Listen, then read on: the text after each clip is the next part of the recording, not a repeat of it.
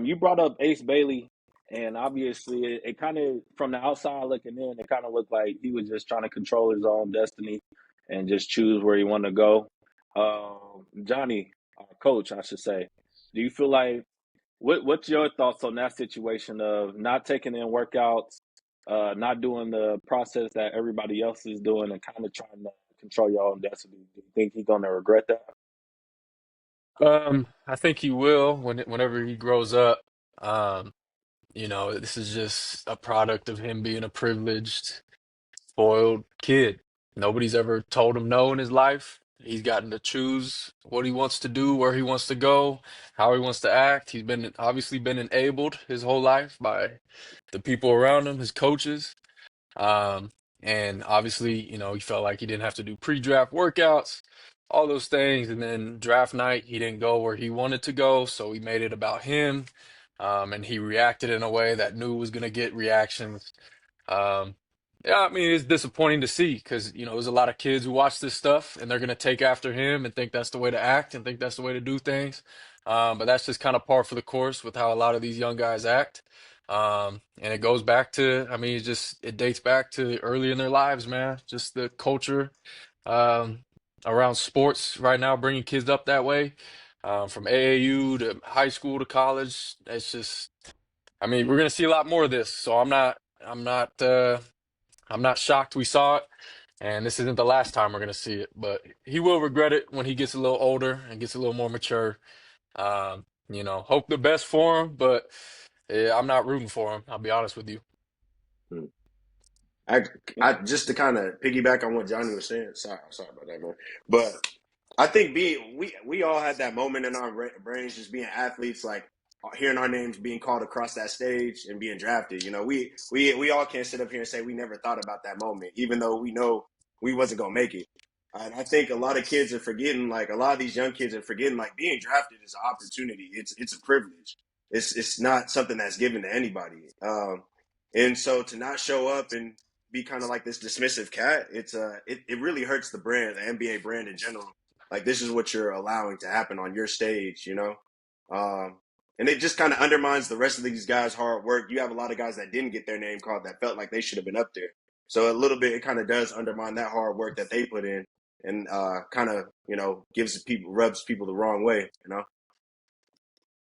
I think the media is just portraying this a whole different way. I think, what if he just felt some type of way not being about number one or number two? Maybe he thought he was the best player, and so he's probably pissed off he dropped that five. It's not necessary that it's the whole Utah thing.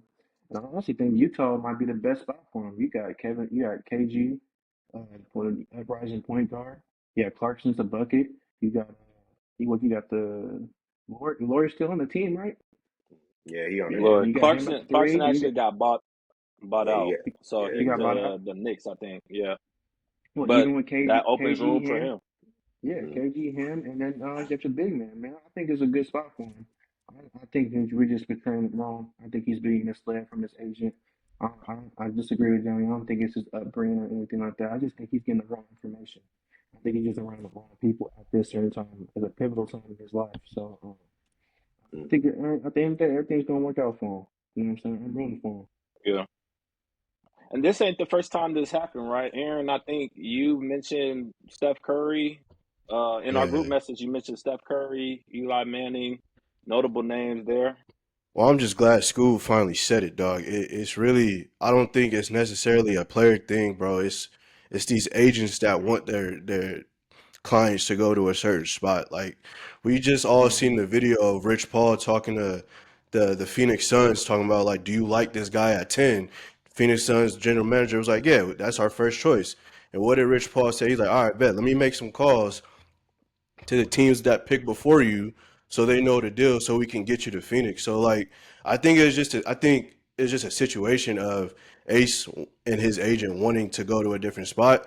I don't think he went about. I mean, it looks messy, like Scoob said, on the outside looking in, but at the end of the day, like if you feel like a certain spot is a better fit for how you play, I don't see any problem with trying to get there. At the end of the day, he still went top five.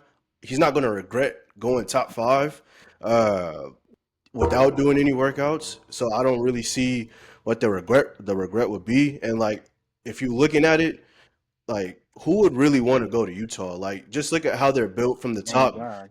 Thank Like you. so like Somebody not else even said like this not even like the state, not even like the state, but just look at their organization on how they're treating players. Like Donovan Mitchell was balling out for him, traded. Rudy Gobert balling out, traded. Like Colin Sexton balling out, traded. They don't have a direction, and why would I want to put my career in your hands? And every season you want to tank, so that means towards the end of the year I might not even be playing like the last 15, 20 games of the season. Like I wouldn't want my client to go in a situation like that because they don't have any aspirations to win, and I think we're all looking at it in the wrong way. I think after thinking about it some time, I don't blame him for doing what he wanted to do. Now, his preferred destination was the Wizards, which I don't. They're damn near the same to me. So I don't know why you would.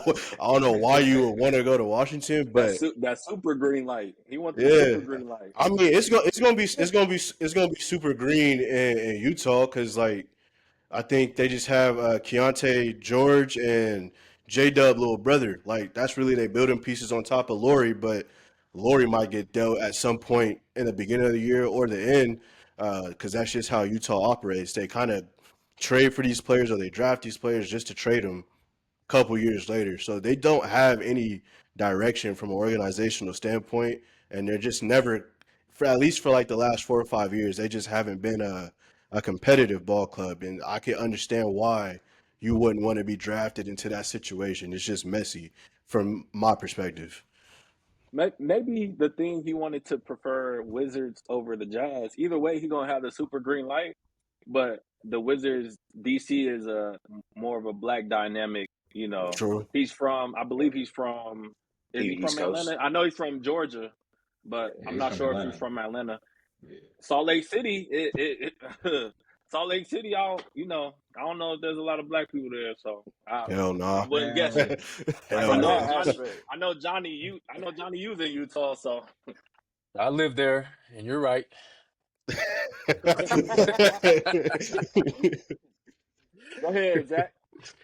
now I was just gonna piggyback off what Scott said. I was gonna say like I think it's he touched on it a little bit. I think it's really more so a media thing. Like this was one of those drafts that was just super boring this year. There was nothing really to talk about outside of Cooper Flag.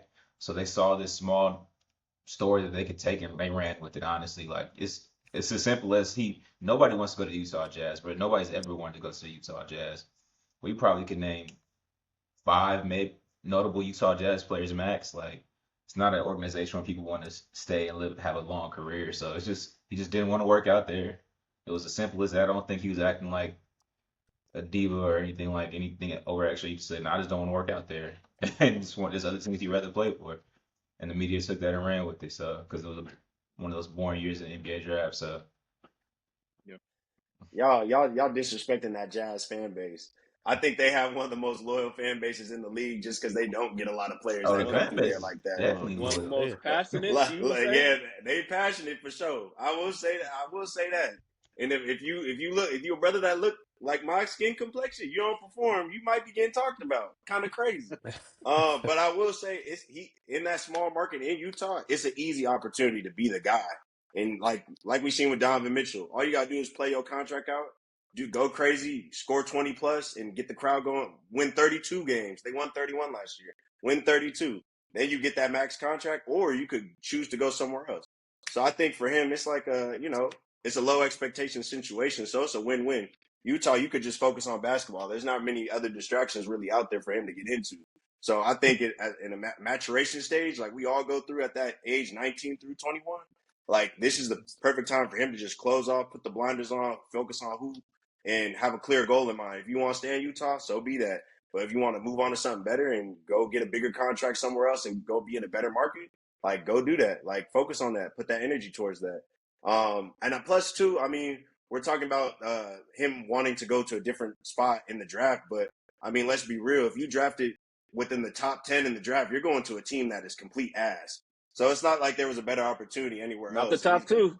I Right. mean, Right. okay, if the Right. draft wasn't rigged, majority of the time that team is going to be ass. If this draft wasn't rigged this year, unfortunately. Hold on. Let But me let me piggyback off Shoot, something you just said because you literally just shoot. said it as to why he probably don't want to go to Utah. You just said Yeah, Donovan Mitchell. What he do? He kept his head down. He grinded, got Utah popping, and then they traded his ass, dog. yeah. So it's like if I'm in a situation where you could most likely trade me, like why even take me in the first place? He ain't Because gonna be Donovan Mitchell, Donovan Mitchell, bro.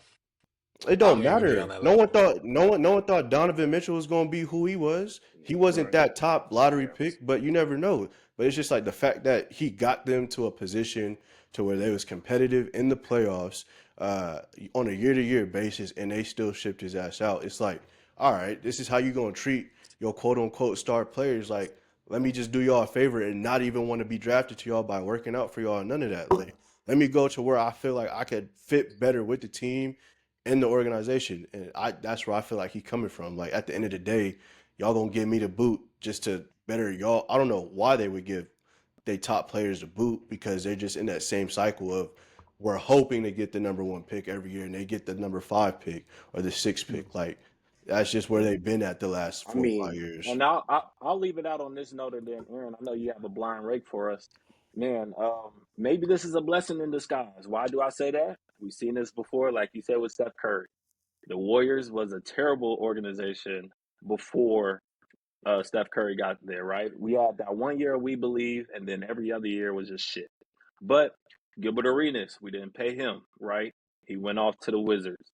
Antoine Jameson, he was a bucket, right?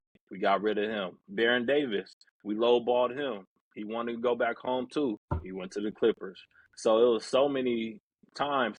Jason Richardson, we traded him for a first round pick who ended up being Brandon Wright, who we all most Ah, don't even remember the name, but us Warriors remember the name because he for didn't a do shit reason. for us, right? Right. But maybe this turns into a cycle of like, maybe, hey, I want to land in Washington, but shoot, I'm in Utah. I'm a rock out. Hopefully, he comes in with a great attitude, and maybe he's the one to turn the ship around, and they could get some more pieces.